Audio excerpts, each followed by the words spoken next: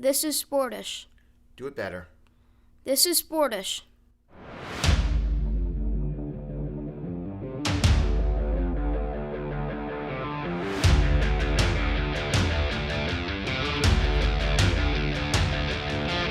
This is Sportish.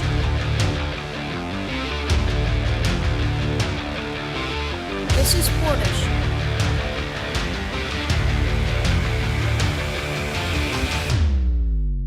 This is Sportish. This is Sportish. It's the show ostensibly about sports started during a global sports shutdown. My name is Geoff Brault. I'm joined as always by the director of the School of Communication and Media at Montclair State University, Dr. Keith Strudler, and hopefully by you, part of our growing legion of fans, Keith, on the For the Fans network, the hottest up-and-coming network in sports media today. Hottest up-and-coming network in sports media, and we probably are the fastest-growing show on that network, and because we started with nothing, so now here we are. It's a rocket ship, and I hope you're enjoying the content that you're seeing because we'll keep bringing it to you. And it's been a remarkable run so far, and I'm just looking forward. And we've eliminated some barriers this past week to make this program even better. So I'm guessing right now what you're watching, it probably feels just a little bit sharper, a little bit less jerky, a little bit better. I think it's very important that the folks out there understand, well, I guess they need to understand two things. One, if you like us here on For the Fans, you're going to love us on Apple Podcasts, Spotify, Google Podcasts, sure. Stitcher. You can hear the audio version of every episode, including some that haven't aired here on For the Fans. Dig back into our archives and do leave us a 5-star rating and a review after you do. That would really help us out. Also, you see our Twitter handles at the bottom of the screen. Yeah, thanks to our producer, Mike Wallace. Hit the follow button. It's important. We know you're out there. We got to get these numbers up. It's all a social currency, and that's something we're going to talk about. But I'm concerned that we don't have our Twitter handle for the show at Sportish Pod. I'm a little concerned that Pod. Yeah. It's at Sportish Pod. Maybe Mike can get that up on the screen now because he does have, as you were alluding to, Keith, some new tools at his disposal and greater capabilities than ever before of bringing Sportish to the people. And I do think you need to let folks know just the lengths that we go to make this the best possible product that we can. Right. So as some of you probably know, this show is produced on something of a meager budget, right? And so I would say it's been the amount that most shows spend on coffee for an episode probably constitutes the entire spend for the run of Sportish, where the largest monthly expense is a podcast hosting site, which, by the way, I chose almost specifically because it was the cheapest one. Yeah. So. Yeah. Not that Podbean's not they don't do good work, but they also offered a great 12-month subscription plan. So we're both running off of nothing, right? We're taping things together. We got some computers that were somehow loaned to us, and we run and gun, right? Unfortunately, our producer Michael Wallace has not been able to keep up with the current trend in electronic technology, meaning his computer, as he put it to us, is 10 years old with a cracked screen. Now that has become, because the chain's only strong as the weakest link, as we all know. Yeah. The weakest link, surprisingly not either of us, was literally the 10-year-old computer with the cracked screen. And everything that you saw had to get run through that computer. Now, credit where credit's due. That old girl got us to this point. She got us up and running. We squeezed every last ounce of productivity out of that machine, but last week, we reached the breaking point and something had to change. Well, the problem became that Mike demanded the show be sent to him in smaller and smaller chunks because the computer just could not withstand the power of more than about four minutes of Sportish at a time. If you happen to have watched and wondered when we froze in place if there was something wrong with your internet or your television, no. The problem lied with Mike Wallace's computer. So I, being magnanimous and trying to be a problem solver, realized that I had an extra computer at home. Now, this computer is a 5-year-old refurbished Dell. Nothing special, but neither is this show. And so it seemed to be the perfect metaphor for this show, for the weak link, the production engine of this show, to be replaced with something that is really at least 5 or 7 years behind the current trend. So earlier this week, or I guess late last week, shall I say, we arranged a drop-off spot in Hoboken, New Jersey, where Michael Wallace lives, not that far from where I am. And he walked out in the street corner carrying his Emmy. He is an Emmy award-winning producer. He's the only member of this program who has been awarded by the Academy of Arts and Sciences. So I said, Mike, I can give this computer who's gonna produce one hell of a good show, but I need to know that I'm giving it to a really good producer. So how can you prove to me when you walk out on that corner that you are the guy that needs to take this computer? And he came out with that Emmy in hand. And when he walked out with that Emmy in hand, there was no question in my mind that he was the one that needed to take the 5-year-old refurbished Dell, take that to its rightful home, and use that to produce the program. So what you're seeing today has been produced on a far finer piece of technology than old Bessie that was that was really trying to keep this thing going.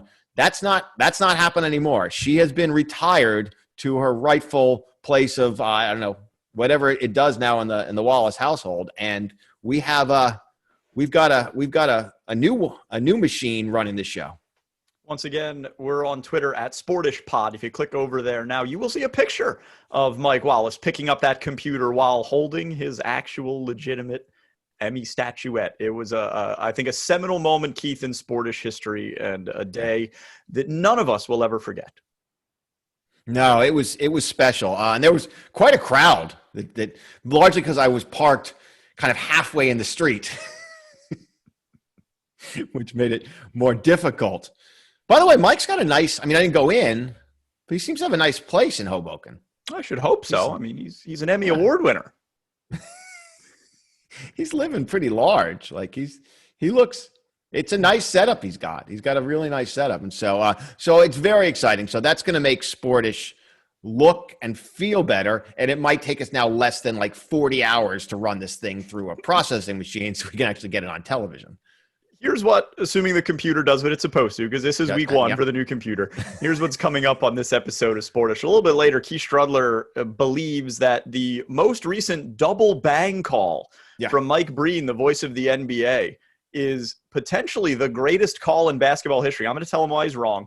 And we're also going to talk about a very interesting idea that has come from Major League Baseball. They have good ideas. They just might. But first, last week was a historic week in the world of sports, especially as it intersects with the Black Lives Matter movement and athletes finding their voice, speaking out for social change. There is only one man who we could think to bring on to help us get some clarity about what we saw last week. Let's get to our guest. Dave Zirin is the sports editor for The Nation, the author of 10 books on the politics of sport, including most recently Jim Brown, Last Man Standing, and co-authoring Things That Make White People Uncomfortable with Michael Bennett. Zirin is also frequently seen on ESPN, MSNBC, Democracy Now!, and a bunch of other platforms. He is the host of The Nation's Edge of Sports podcast, and you can find him on Twitter at Edge of Sports. Dave, thank you so much for joining in with us and giving us some minutes of your time. Oh, thank you. Great to be here. We wanted to have you on this week because of how the sports world reacted in a tremendous way to the shooting of Jacob Blake in Wisconsin. Take us through exactly what happened over the past week in sports and why that is significant. Well, history happened over the last week. History, the likes of which we've never seen at the intersection of sports and politics. I mean, but to understand the situation, I think it really starts by understanding the debate that took place when the NBA and WNBA decided to enter this bubble and play during COVID. There was a real debate among players about whether going into the bubble would distract attention from the movement that detonated after the police killing of George Floyd. And some players said, we're just going to distract from the movement that's happening in the streets. And other players said, no, this can be a place to actually raise these issues, and it could be a platform for us. And NBA owners, as a way to entice players to enter the bubble, of course, they festooned the court with Black Lives Matter slogans. They put slogans on the uniforms and all of that. Now, after Jacob Blake was shot, for a lot of these players, the contradiction was just too great. Like, here we are in this bubble, literal and figurative bubble. We've got all of this sloganeering going on about Black Lives Mattering, but what are we really doing? What are we really changing? And a lot of players spoke to the press about feeling, frankly, kind of foolish to be holding up these kinds of statements while people are bleeding and dying in the streets. So they made this decision. It started with the Milwaukee Bucks that they weren't going to play in their playoff game against the Orlando Magic. And then it spread like rapid fire. The entire NBA slate canceled, WNBA slate canceled. And that, while stirring, wasn't necessarily surprising. But then to see it go into Major League Baseball, a very conservative sport, then to see it go to the NHL, of all places, with its paucity of Black American players playing hockey, but still that it found purchase there. MLS, Naomi Osaka, the tennis great. I mean, it was something that just cascaded through sports in electric fashion. And that's what happened. And I mean, we really are operating without a roadmap in terms of where it's going to go from here, precisely because this is the shock of the new. We haven't seen anything like this before. And Dave, the players decided after a lot of conversation, a lot of deep thought, to continue the season, and I think that was very much in doubt. Certainly, when they had decided to sit out. Do you think that was the right decision? And obviously, that's a decision that the players have to make in what they think the best interest is for themselves and for the cause that they're kind of advocating. Do you think it was the right decision for the players to continue playing right now? Yeah, I mean, I honestly believe that they were in a no-lose situation in terms of the decision they could have made. If they had decided to forego the remainder of the season, well, then that would be quite a statement about the level of crisis in this country, a statement that certainly would stand the test of time. If they decide to go back, as of course they did, they all of a sudden have this elevated platform. People want to hear what they have to say. And the threat of them going back out exists for the rest of the playoffs. They did it once. They realized that they can do it again in pretty quick, short order. So I think they put themselves in this optimal position where they have the ability right now to take the steps that they need to take and to get a real response from either management or from the broader society of NBA fans and even non-NBA fans who just support what they're doing. Obviously some folks in the stick to sports crowd up in arms of the fact that they would not go out and play these games. And, I guess they hearken back to some utopian time that probably never existed when sports and politics were disconnected, right? Because you look at, I'll go as far back as like Jack Johnson, Jesse Owens, Muhammad Ali, Carlos and Smith, and just so on and so forth down the line to present day. And Keith, I'm curious your opinion on this as well. What is it about the role of the athlete in our society that just has them on the front lines of these movements that are seeking to make such great societal change? Well, I think it's something that's really built into sports as long as there's been organized sports in this country. Going back to the 19th century, because one of the great ideals of American sports is that it's a level playing field and anybody who's good enough can play. And yet this is not a level country.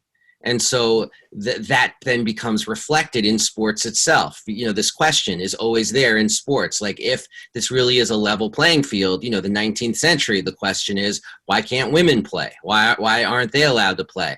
Or why do Black people have to have separate leagues to play? Well, I thought the best players took the field, and so these questions then become built into the very fabric of sports.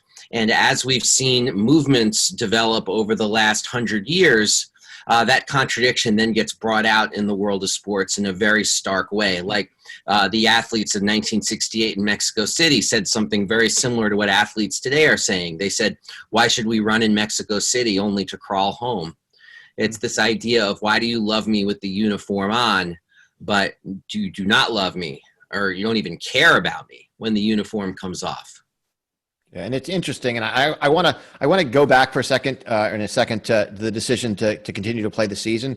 But look, heroes or sports figures are, Dave, as you know, I mean, they are the last American heroes in many cases, and have been for quite some time, as we have stopped to revere our politicians and other folks that probably should also assume that heroic complex. And I think they have assumed that position for quite some time. I think they are realizing and have realized and recognized their ability to make change. And obviously this moment, because of the collective, which we can get to in a second, seems to really be different in some cases than perhaps all the rest. But Dave, just when the players, when the NBA stopped playing and all sports stopped playing, Jeff and I talk about this all the time. Like, I don't know how much more we can take of, and we just say this, of this America right now. And we're counting down the election. We're like, I don't know if I can take it. And obviously that's a very selfish way of looking at it, but we all kind of look around. I work at a university, it feels heavy and hard, right? Kind of every day, the conversations you have with your kids, everything seems hard. And when there was a question of whether they might not play, I said, and I understood fully why that might be the right thing. I looked at my wife. I was like, I don't know if America can take this. Like, I don't know if we can collectively, and you see what's happening on the streets, which seems reminiscent of like a dystopian movie right now. Mm-hmm. Was there a point when you were thinking of like, if they don't play, I don't know what's going to happen? Well, I was thinking if they don't play, that is a very apt reflection of where we are. Oh, sorry about that. My light just flickered on. We're good with it. Some weather issues here. But it's a very, very apt reflection of where we are as a society. Whether we're talking about the pandemic and COVID, whether we're talking about the economy, whether we're talking about racism and divisions in our streets and in our cities. This is a broken country. This country, I think, right now is fundamentally broken. And so why should the games just go on as planned in such an atmosphere? It's almost bizarre for the players. That's why they went out in the first place, because it was just too bizarre for them to play as if nothing was going on outside the bubble. And I think that's something that's going to persist until this country's on more firm footing. I want to go back to something you mentioned a little earlier about the NBA stoppage permeated into other sports as well. And, I've worked in professional baseball for a number of years. And to me, that was a very, very powerful moment. Jeff loves to say that. Jeff loves to say, well, it's true. Keith, when you actually, instead of just seeing it from afar, when you're actually in it, you recognize Major League Baseball is an awfully conservative and very, very white league. And it's populated with awfully conservative people. And obviously the statistics bear out just how white, the percentage of people that play Major League Baseball is. I thought Dom Smith from the New York Mets came out and made a very, very powerful statement. But I thought the fact that Major League Baseball games did not go on as scheduled was a statement, to me anyway, perhaps more powerful than the one the NBA made. Just, how much power does that hold? Tremendous power. It's, for me, the moment where I said, wow, this is incredibly special was when Josh Hader was out in front with the Milwaukee Brewers talking about why the team wasn't going to play. This is the same Josh Hader who was almost run out of the league 2 years ago when old tweets of his were found. I think that's, in a lot of ways, very inspiring for people because it shows that that struggle can really change people's ideas and that people have the capacity to change. And it also shows that what's happening in baseball, like you said, it's a very white sport, is actually reflective of some of the best of the protests that we saw after the murder of George Floyd. These protests were remarkably multiracial. These were the largest demonstrations in the history of the United States. And you could see the right already trying to bury that history as if it was all chaos and violence, when actually that's not even close to being the truth. And you had a national uprising against the fact that Black life was seen as so cheap on the streets of Minneapolis. And that obviously has impacted consciousness inside of baseball in a way that shocked me as well and made me realize that just the depths to which this movement had affected people. which is sometimes hard to see in the world of whether it's social media quick takes or whether it's just the never-ending bombast from Trump. I mean, it's like beneath all of that division and all of that hatred, I mean, a generation of people has been fundamentally changed. So quite often, a lot of the movements that we've seen in the past have been individuals or small groups of individuals. Colin Kaepernick obviously being the most notable recent example. And more often than not, they end up suffering the consequences of what they're trying to accomplish. And, it's almost like, in a corporate environment when they're like, oh, if you ever have a problem, go to the whistleblower. And whoever goes to the whistleblower is the person that's going to lose their career. This seems different because it is such a collective movement. It's multiracial, multi-ethnic, it's men's leagues and women's leagues. Do you expect this to continue? And maybe just the most basic, how does that make a difference? Do you expect this to continue? I mean, this season, knock on wood, the pandemic will eventually, hopefully, we believe COVID may someday go kind of less. Do you expect this movement to continue? And what do you think the players most want to accomplish? I do expect the movement to continue. I think the genie is out of the bottle on this. I think the players themselves are probably a very mixed bag in terms of what they hope to accomplish. There are real open questions out there, like, will this find purchase in the broader labor movement? The fact that these folks went out on striking for Black lives. There are discussions in a lot of unions right now about that. I've spoken to some union officials who have been inspired by what these folks have done. There's the question about the elections in November, of course. There's the questions about, the strategy by some players of trying to really pull the franchise owners to their side to make them active participants in the struggle for Black lives. We'll see how successful that is. I don't know. But one thing's for certain is that this generation of athletes, we could call them Generation Kaepernick if we want to, they now look back 4 years ago at what Colin Kaepernick did, and they say he was right. He was right to take that stand. He was right to take a knee. He was right to make that statement, and he sacrificed his job for it. And now that you have so many people making that same point, you can't get rid of everybody. I mean, the sport is absolutely dependent, not just on labor, and particularly Black labor, if we're talking about basketball and football, but we're also talking about a sport that can't treat these bodies as eminently disposable, not even football, because at the end, they're going to run up against a wall. And so there's I've been thinking about this historical parallel with Kaepernick and Muhammad Ali, because when Ali was forced out of the sport for refusing to enter the draft, I mean, he was almost universally reviled. The country at the time was in favor of the war in Vietnam. But it only took a few short years when he was able to come back and the country had turned against the war, that for a young generation of people, Ali was seen more as a prophetic voice than as somebody who was this traitor to his country. And I think there's a parallel with Kaepernick there, in that history already very quickly has proven him right for this generation of athletes. And I think that imbues them with a certain resolve that did not exist before Kaepernick took that knee. Piggybacking off the point of whether these types of strikes may continue, this is the first time I could remember where large groups of athletes across different sports stopped working for issues that did not exist in their sport, right? They weren't striking for higher wages or better working conditions or practice schedules, whatever. They were striking because of conditions that exist quite literally outside of their bubble and a larger societal issue. Is that something that you think we may see more of from athletes? As I agree, they are clearly much more comfortable after Colin Kaepernick speaking their mind, using their platform, and doing so effectively. That's a great question. I mean, I know this is a bit of a cop-out answer, but I've been asked that by some other folks, and I always say that the answer to that question lies with the police officers and the militias of this country. If you have this continued violence, I think they will act again.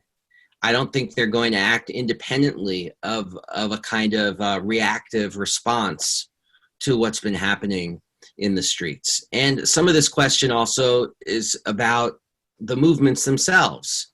And are they able to sustain and keep themselves going? Because that dialogue between the movements and the athletes is another key part of this picture, and another echo of the 1960s. If you don't have that movement in the streets, you really never really see it ricochet into the world of sports. Yeah, it's interesting. So much of this also, I have to believe in some regard, is generational, and like my kids. Both my kids, my oldest in particular, but both of them are huge NBA fans. They're Rockets fans, which is fantastic. We're from Houston, and it's been a great series, et cetera, et cetera. When they decided not to play, I was like, "Oh, Sloan, they're not going to play tonight." And he's like, "Oh, I know." And it was remarkable at how kind of understanding they were of the depth of this moment. And I think, and I can't speak for all kids, but I think more so than perhaps older adults, a lot of young basketball fans really do understand this moment. And I think it will pay off dividends, if not just now, but in the future. And I fully assume that, my kids' cohort, that they are far more aware of kind of the importance of what these athletes are doing. And so I don't know if that's something that gets discussed amongst the athletes and the coaches but it does seem to resonate very deeply with kids that you wouldn't assume would understand that. Same experience in my house. Everything you described. I don't know if that's been discussed among players and coaches, but I think we can pretty much guarantee it's been discussed at the level of Adam Silver and the NBA Board of Governors. I mean, and they do realize that their audience is younger, it's more multiracial, it's less tolerant of intolerance, and they need to be proactive, not reactive, the way the NFL has been. And so, like little things, like the NBA making sure that people knew that they were donating millions of dollars to do COVID testing for the Orlando community. So it wouldn't just look like the NBA had all this great COVID testing in this bubble while the community as a whole suffered. It's like they understand the optics of that, and they understand that their audience appreciates that. Yeah, you brought up a three-letter acronym that I'd like to get into, the billion-dollar question. So how does the NFL react? I think a lot of eyes look. Mm-hmm. The NFL's got a massive audience, also got an audience of one right now that tends to tell them exactly what to do. What do you think the NFL will do, and and obviously a lot of this depends on the course of both the virus and the course of national affairs over the next several days and weeks. What do you think the NFL will do? Well, talking about this independently, as you said, of what happens in the streets of this country, I think the NFL over the net, they have about 10 days before the start of the season, as we're doing this broadcast, and they are in a 10-day sprint to send a message to the players that they hear them. I think what the Baltimore Ravens just did in terms of having a 4-hour meeting between players and management, and then they produce a statement that goes out on the Baltimore Ravens website with Baltimore Ravens letterhead that calls for the arrest of the police who shot Jacob Blake and who killed Breonna Taylor, that calls for legislation to be passed, that announces that they're going to open up the stadium for open-air voting for people in the city of Baltimore. I think for the whole state, actually. And so what they're trying to do is show players that we hear you, that we're listening. And they don't want to repeat the mistakes they made after George Floyd was killed. And Roger Goodell put out that lukewarm statement, and that pushed people like Patrick Mahomes, the absolute face of the league at this point, to do that video with other players talking about how they demand much more from their league on these questions of racial and social justice. Because if the players feel like they're not being heard, then you could see players, I think, go on strike in the NFL as well. But if the NFL is able to thread this needle and show like, hey, we, this multi-billion-dollar global corporation whose franchise owners are in the pockets of Donald Trump and who forced out Colin Kaepernick 4 years ago, despite that entire context, we are on your side when it comes to pushing for racial justice in this country. If they can make that case to the players, they're going to be able to have football on Sunday. Last question, Dave, before we let you go. You bring up the billionaire owners. The NBA players, I thought, did a very good job getting some actual change out of their owners, and that NBA arenas are going to be open as polling places in November. Do the athletes have more power now than perhaps ever before in actually getting some of these very wealthy, often maybe not as politically aligned owners of their teams to use their wealth and their power to make the change that they're asking for? Yeah, I think that the game changer over the last decade has been social media, and the fact that these athletes now have a cultural capital that, owners, with the possible exception of Mark Cuban, can't even hope to match. And so, and even Mark Cuban can't do anything against, the combined might of NBA players if they want to get a message out to fans, if they want to influence conversation, if they want to shape dialogue. I mean, it's not even close. A lot of these franchise owners, I don't think they know what Instagram is, let alone having 50 million followers that they can shape and sculpt to their political wishes. So I think that's changed the dynamics of these sports. There's been a long talk about the NBA being a quote-unquote players league where players have a certain power to shape the league, shape its message. That's something that I think is an inevitability in the other sports, to have that level of ownership, even if they don't formally own a franchise themselves. Our guest is Dave Zirin. You can read his thoughts in The Nation. Listen to the Edge of Sports podcast. Follow him on Twitter at Edge of Sports. Tremendously interesting discussion. Thank you so much for having it with us. No, thanks for having me. Keith, really enjoyed that perspective from Dave Zirin there. He's the perfect person to have on to talk about those types of issues. Yeah, it was a great conversation. And I think it will be very interesting to see what happens, obviously, through this election cycle, but how the NFL deals with, the moment, I suppose. And I think this is going to be a pivotal moment for the NFL. Obviously, look, in terms of their being able to function in COVID and whether they can actually play games. But I think a lot of that, I don't think these two crises, well, we know these two crises aren't disparate. They're not separate. They're very much interwoven. And so the success, just like the success of the NBA, has been very much interwoven with the athletes kind of taking their stand. I think the NFL probably could learn a lesson from how that's been working. Yeah. It's also, I think, going to be very interesting as the NFL season begins, what that does to the division that exists in this country, as people more so than any time that I can remember, are in their corners with their heels dug in. And, I do wonder if NFL athletes are as vocal as NBA athletes have been. I do wonder what that'll do to our national discourse, because you said the E word there, Keith. We got a pretty rough 70 or whatever days here with the election looming.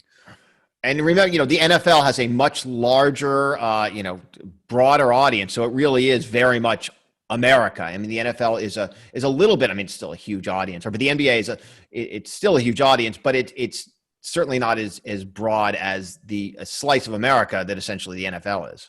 All right, I want to talk about something fun. We had a great moment in broadcasting over the last week where Mike Breen, good friend of the program, good friend of ours, Mike Breen, for my money, the best basketball broadcaster. You say I don't. You're suggesting he's never been on the program. No, but I think he's a friend from afar. But he's I had him as a speaker. I think I don't want Mike Breen to see this and be like, hey, I don't know that guy. He did come speak. He did, and he was a guest of mine, He right? and I had a very nice, lengthy conversation at that event.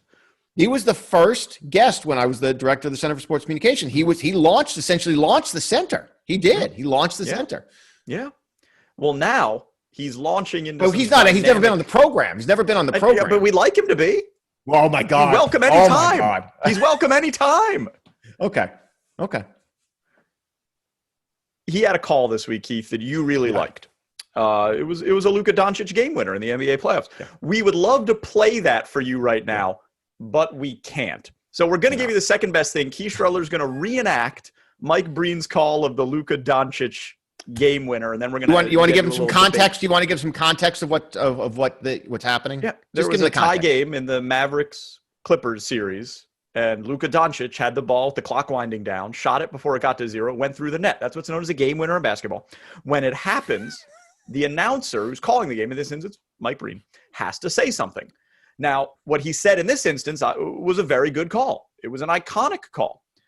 We differ on how iconic and how great. But before we get into that debate, Keith, the people need to know exactly what we're talking about. So to give them that context, because we can't play the clip. We don't have the rights. You talk about the budget that we're working with. It ain't that. So we need you to give the people the context by letting them know what it sounded like when Luka Doncic was on the left wing, stepping back, launching the ball into the air, and then it dropped through the twine. Okay, you know I don't know the exact call, and I'm also not a play-by-play host, but I'm going to give you it's going to be a very short version of it. All right.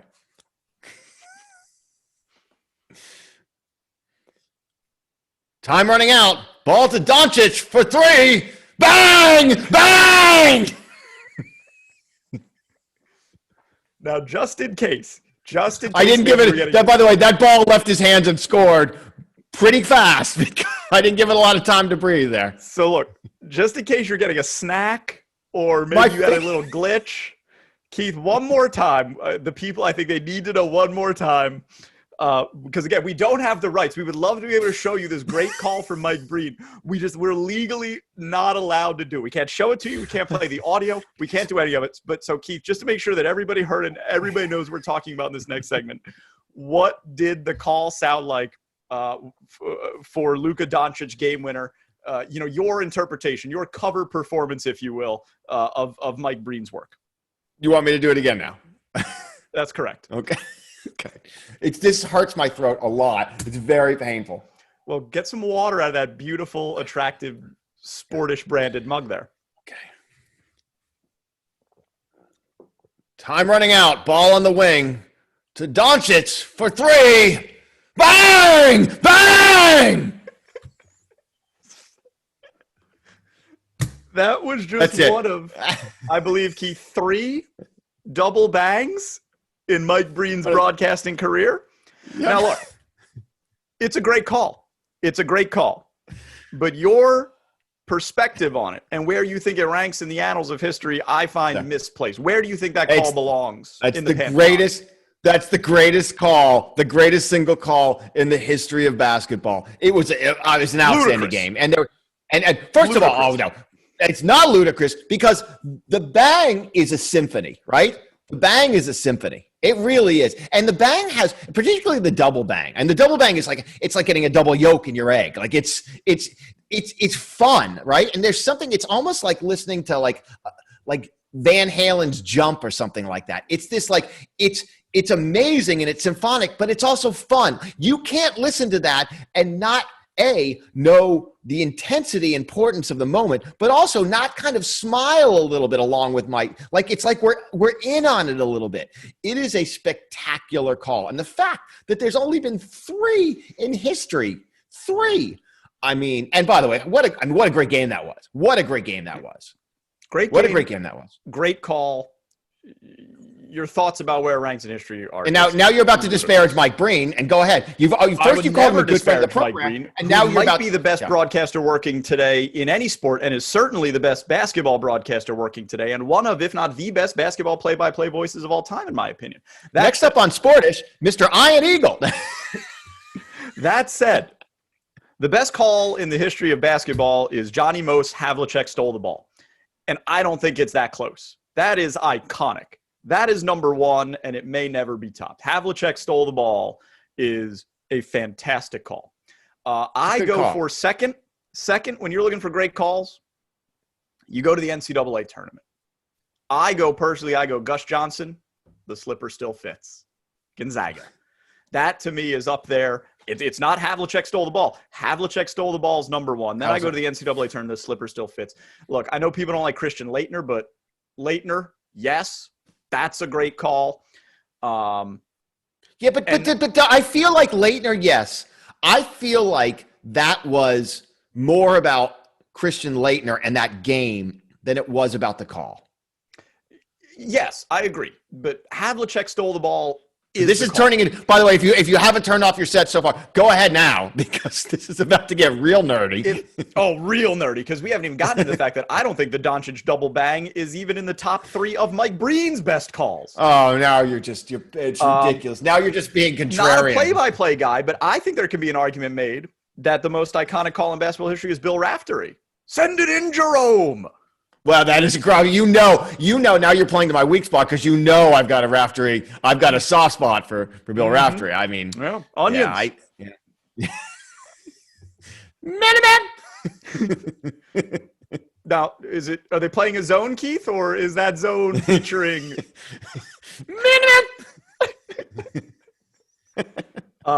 let's talk a little now. Let's lock this in on Mike Breen. And Keith, you kind of came to the Lions Den here trying to talk to me about historic basketball calls. So I give you credit for wanting to do that. I think that Mike Breen's best double bang call was the Steph Curry. The Steph Curry double bang over Oklahoma City. So I don't even think the Doncic call's Breen's best double bang. And the Gordon Houston call kind of is an outlier. Just kind of got stung. Oh, the great game, great shot.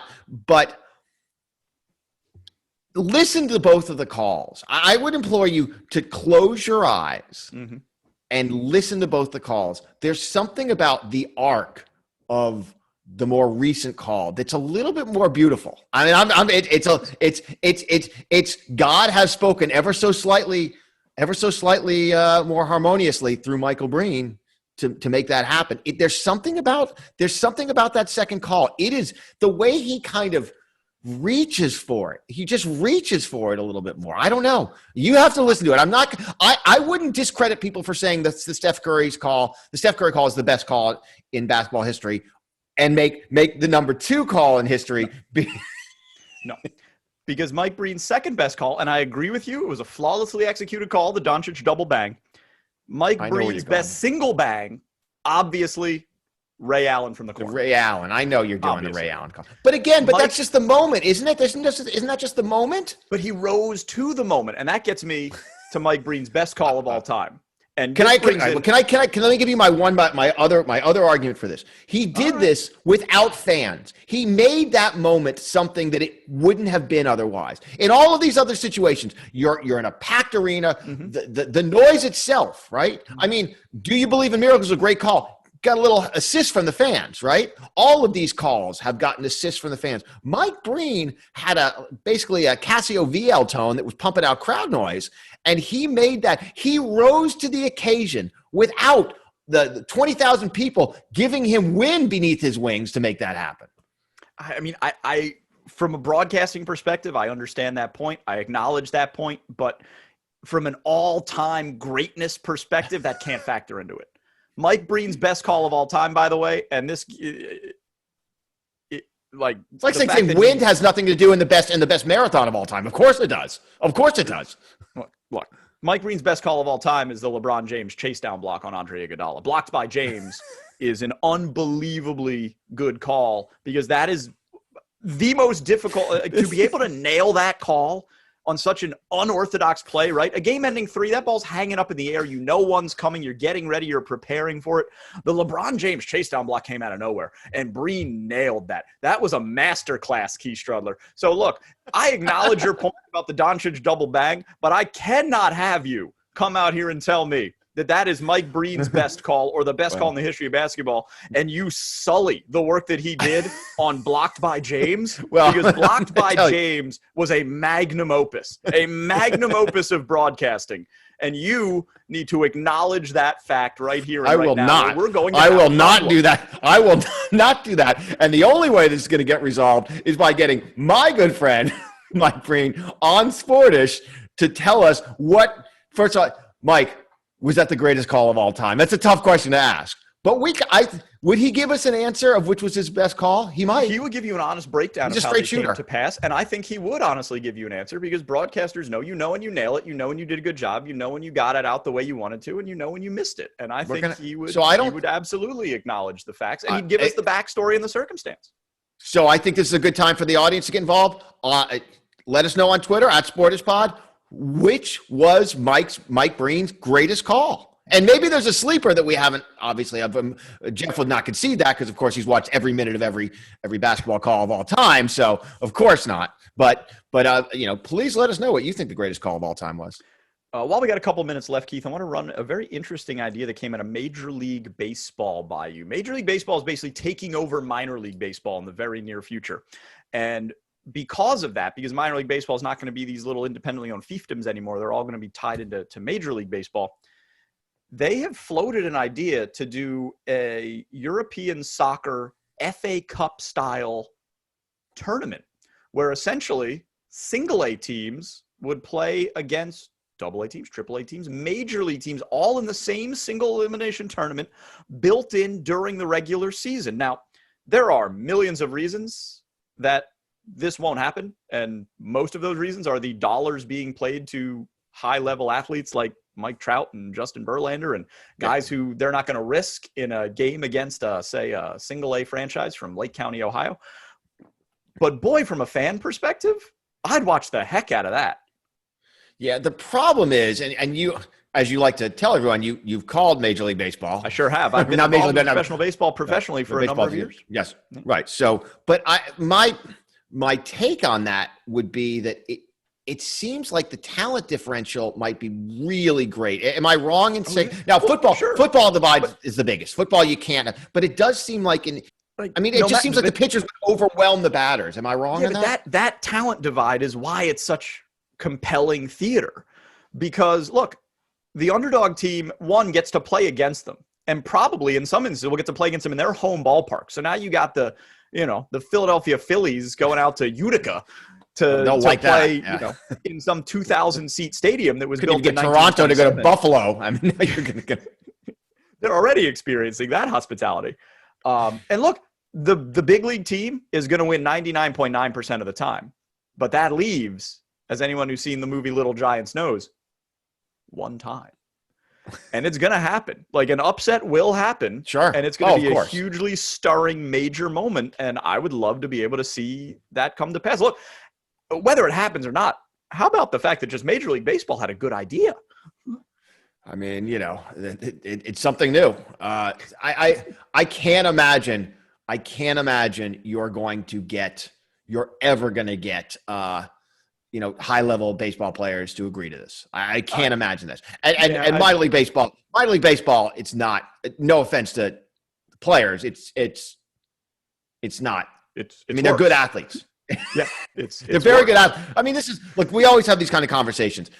When you say that baseball is awful, it's with the acknowledgement that these are elite level athletes who are probably the best player that ever came through their township, right? We kind of acknowledge that, right? So sometimes you're like, well, that team is awful. Well, they're awful in the context of they're not as good as the Yankees, right? I don't know. I don't know that I could watch it. I don't know that I could watch it. Yeah, it's never going to happen, but it's fun to think I like about. the relegation stuff way more. I like it when teams are playing to stay in the league. That's way more fun. Let's get that too. Maybe that's what we'll talk about on our next episode of Sportish, because we're out of time on this one. Thanks to our guest, Dave Zirin. Thanks to our producer, Mike Wallace. For Dr. Keith Strudler, my name is Geoff Brault. We'll see you next week. Thanks for listening to Sportish. See you next time.